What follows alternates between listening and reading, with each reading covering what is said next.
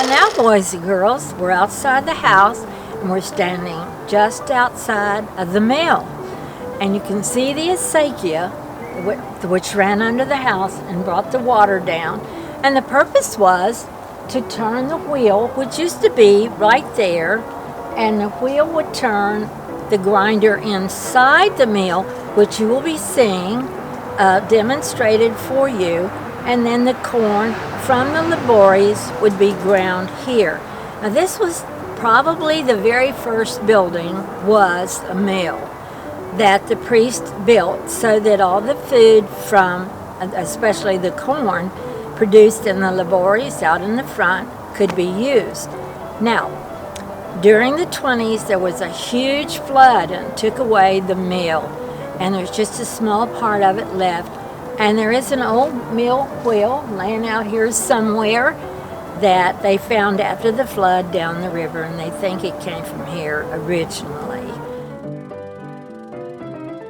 This is the part that was very important to Miss Edmund, and she loved the mill and everything about it. And I know you're going to enjoy learning the history of it and other uses for the mill that you will learn about inside.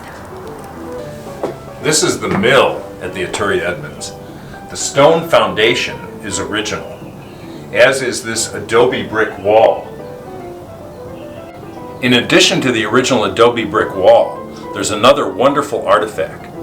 This is the side saddle that Ernestine Edmunds used to ride her horse Gunpowder to school and back, the same one we saw in the photograph.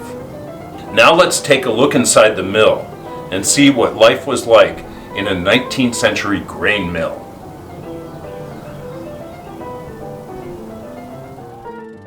A mill in a farming community like you'd find in South San Antonio was a meeting place. It's where people know they would see other people. It's where they could exchange letters. A mill was where all the farmers had to come to grind their grain. And so if you wanted to communicate with the other farmers in your neighborhood, it was a good place to do it. Hi, my name is Alberto and I'm here to show you how the mill operates. When the mill was built, it originally ran on water power, which is why we had the water wheel outside, and it was powered by the acequia that ran through the property. Of course, today the water no longer runs through the acequia, so all we have to do now is hit the power button and it turns right on. The way the mill operates is there is a lower stone and an upper stone. There's a small flywheel on the back which we can use to adjust it, which will lower the bottom wheel up and down. And we have a drive belt, so the power comes from the bottom, it turns the rotor turns the belt, and then the belt turns the stone. So what I'm going to do now is drop the corn into the hopper, hit power on the mill, and I will show you exactly how it operates. So let's check it out. So Here?